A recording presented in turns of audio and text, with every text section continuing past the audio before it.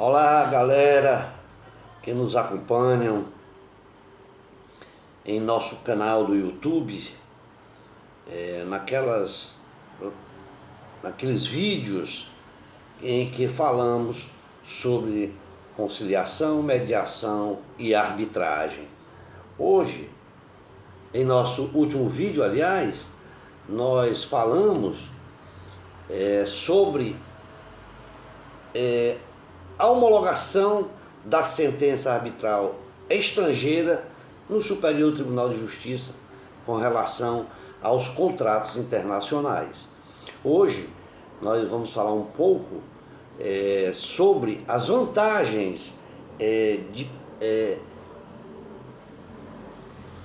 e das vantagens daquelas pessoas que têm e que podem recorrer à arbitragem. Vantagens ao entrar com pedido de arbitragem. Bom, antes de iniciar, eu gostaria de pedir a todos que nos acompanham, que ainda não fizeram sua inscrição no nosso canal, que façam, nos ajudem nos acompanhando, fazendo críticas, comentários, perguntas e fazendo sua inscrição no nosso canal, para que a gente melhore o conteúdo do vídeo. Ficaria muito grato a todos aqueles que nos acompanham. E aqueles que veem os vídeos pela primeira vez, eu peço que nos ajude fazendo a sua inscrição. Ficaria muito grato. Bom, como sabemos, em outros vídeos já falei sobre arbitragem. No entanto, não custa nada se novamente falar da arbitragem. A arbitragem é um meio extrajudicial de soluções de conflitos, que está regulada por uma lei federal de número 9.307 de 96. Mais precisamente no dia 23 de setembro de 96. Bom, para conceituarmos a arbitragem, podemos dizer que a arbitragem é como um processo fundado num acordo de vontade das partes que atribuem a um árbitro, a função de julgar definitivamente a sua querela, substituindo e afastando a jurisdição estatal.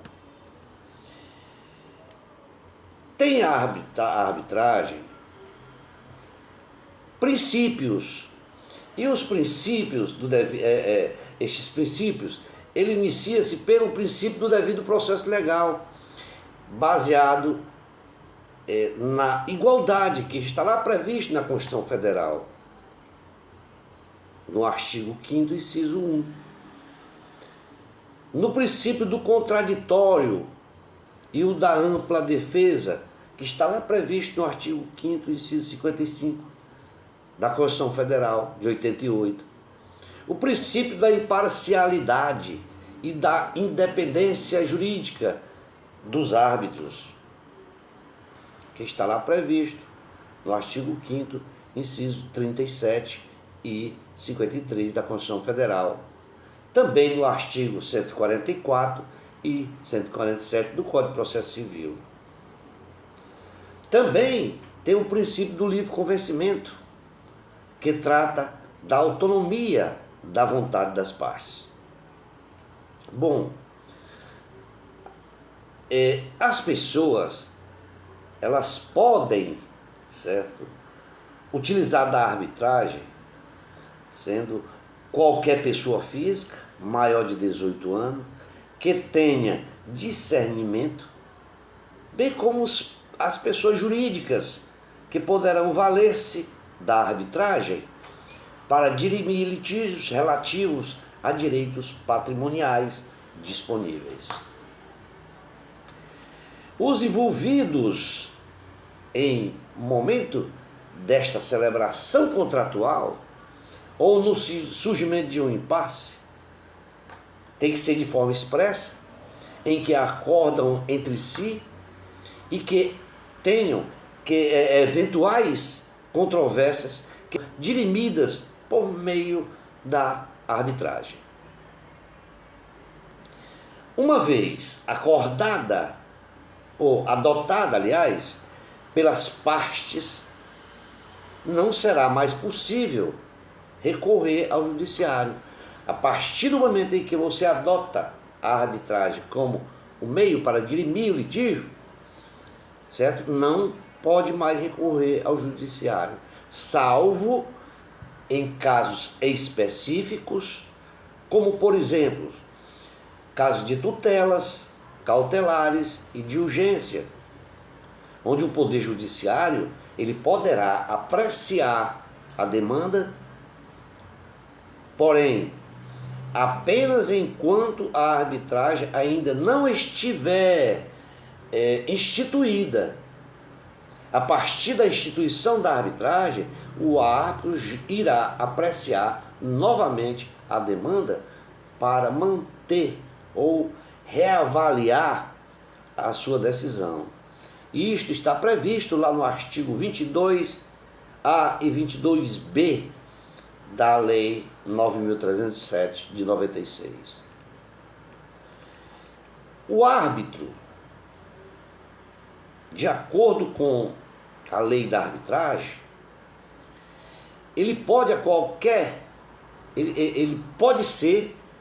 o árbitro ele pode ser qualquer pessoa que seja capaz e de confiança das partes.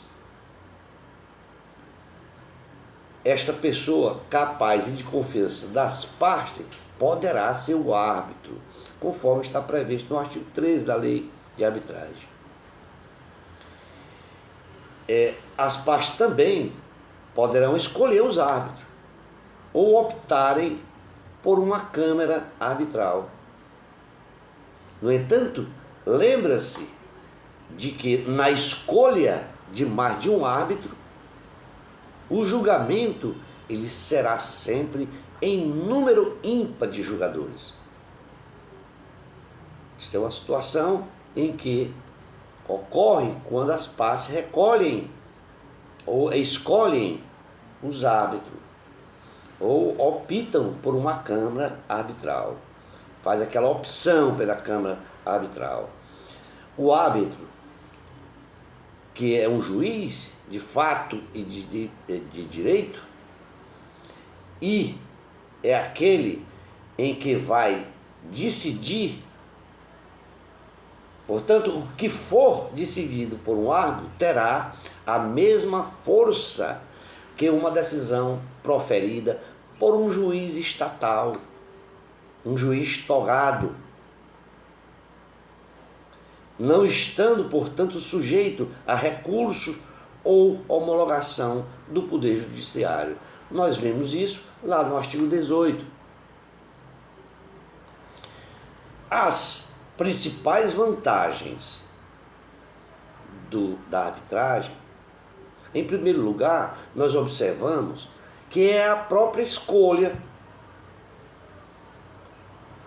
A escolha é a procura de um árbitro especialista no assunto, certo? Em que a parte deseja resolver aquele assunto, posto que é possível selecionar julgador conforme seja a demanda, bem como pela sua especialização.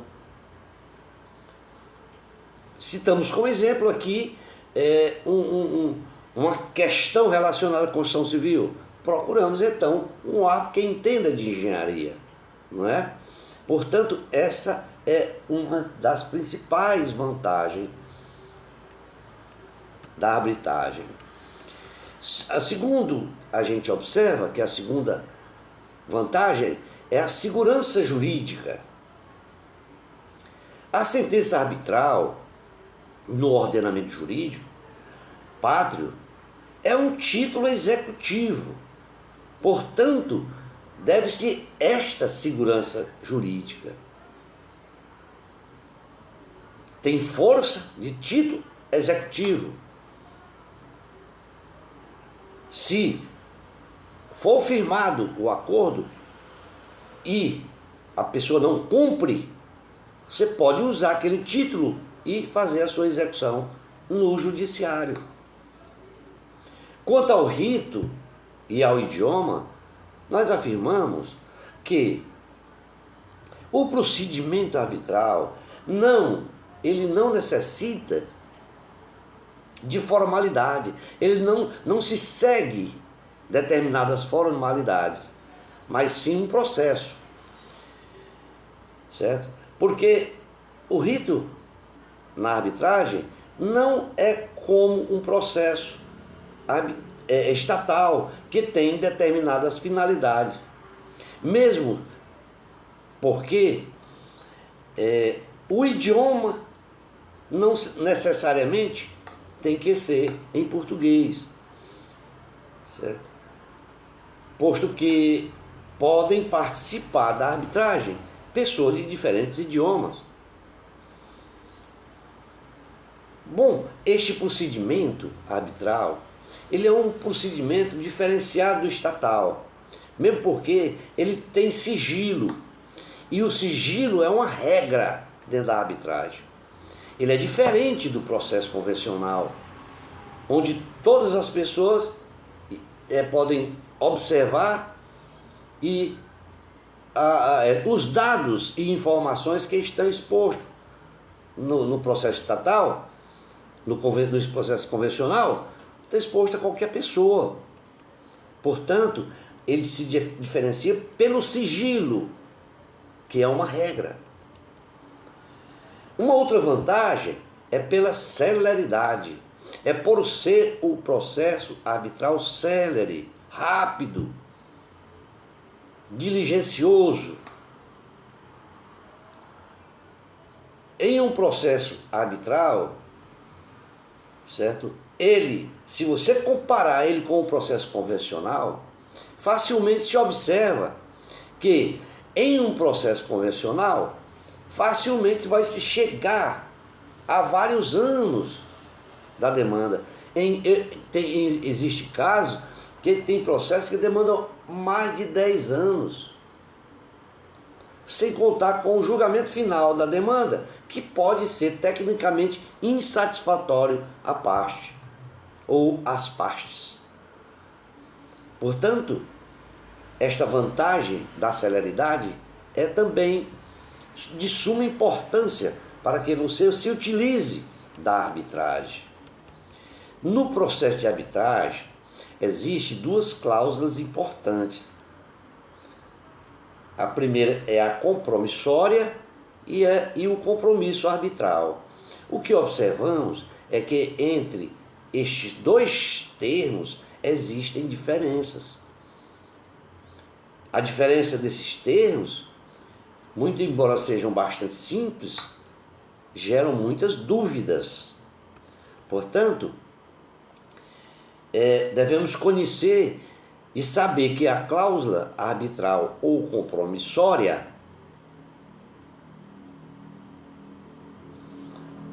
é o compromisso o compromisso bilateral que existe desde o princípio do pacto contratual.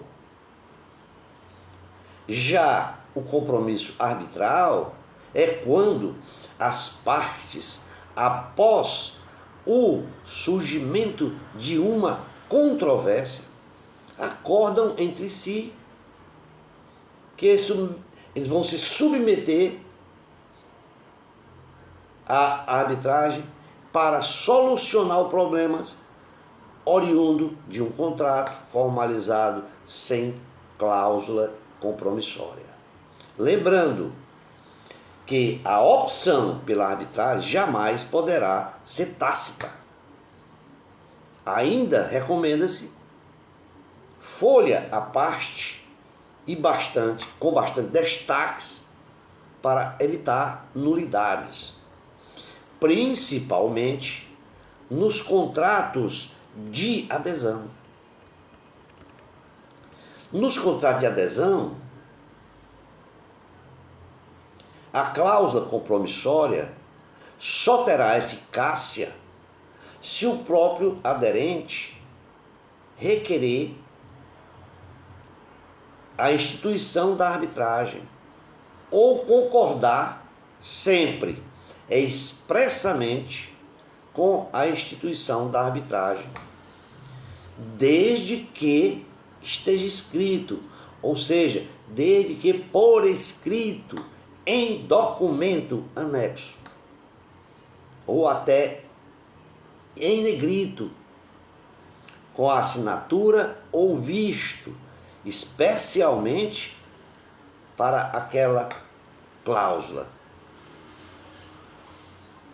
Também não podemos esquecer que sobre a cláusula arbitral cheia e vazia, essas duas cláusulas também é importante. Informamos que a cláusula arbitral cheia, ela contém informações sobre ritos, árbitros local, de arbitragem, idioma, etc. Já a cláusula vazia, ela apenas indica a opção pela arbitragem na resolução de conflitos sem informações específicas. Também não se pode deixar de falar que é possível a arbitragem na justiça do trabalho. Vejamos, após a reforma trabalhista, a arbitragem passou a ser admitida nos contratos individuais de trabalho, possibilitando que o empregado e o empregador possam incluir no contrato ali assinado de trabalho uma cláusula determinando que, em caso de conflito, as partes podem recorrer ao juízo arbitral e não apenas ao judiciário. Isto está previsto lá no artigo 407-A da Consolidação das Leis Trabalhistas. Vejamos o que diz o artigo 407.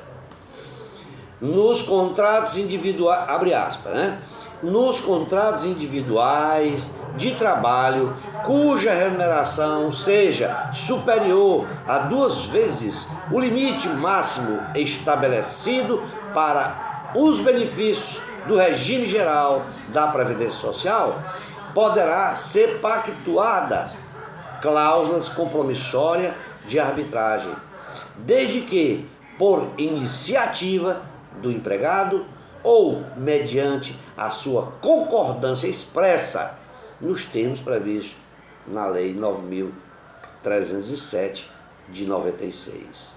Isso foi incluído pela Lei 13.487 de 2017. Esse artigo foi incluído à CLT. No caso de cláusula arbitral vazia, também nós podemos dizer que pode ser um litígio originário ou relacionado ao presente contrato, inclusive quanto à sua interpretação ou execução, que será resolvida por arbitragem. Já no caso de cláusula cheia, pode ser qualquer controvérsia, como eu já falei, oriundo do contrato ou que esteja ele relacionada, que possa ser resolvido pela arbitragem. A arbitragem, ela será administrada por uma Câmara de Arbitragem das Pessoas Legais, é a chamada CAPEL, Câmara de Arbitragem de Pessoas Legais. Esta Câmara, ela obedecerá às normas estabelecidas no seu regimento, cujas disposições devem integrar também o contrato, ou seja, o presente contrato, Também pode ser o tribunal arbitral, que será constituído por 1 ou por 3 árbitros, indicados de forma prevista no regulamento da Câmara de Arbitragem das Pessoas Legais. A arbitragem, ela terá sede em qualquer cidade, ela pode ter sede em qualquer cidade ou estado e será realizada de forma telepresencial. Por fim, para finalizarmos, poderá ser escolhido regras processuais contidas no CPC, Código de Processo Civil, ou nas regras do processo trabalhista, por exemplo, ou de qualquer outro país, conforme está previsto lá no artigo 21 da Lei 9.307. Vejamos o que diz a lei, o artigo 21. A arbitragem, abre aspas, a arbitragem obedecerá ao procedimento estabelecido pelas partes na convenção de arbitragem, que poderá reportar-se às regras de um órgão arbitral institucional ou entidade especializada, facultando-se ainda às partes delegar ao próprio árbitro ou ao tribunal arbitral regular o procedimento. Vamos ficar por aqui, já se demanda mais de 20 minutos para não ficar cansativo. Esperamos ter contribuído com todos vocês e nos comprometemos com todos vocês em uma outra oportunidade estar repassando mais informações sobre mediação, conciliação e arbitragem. Forte abraço e até lá!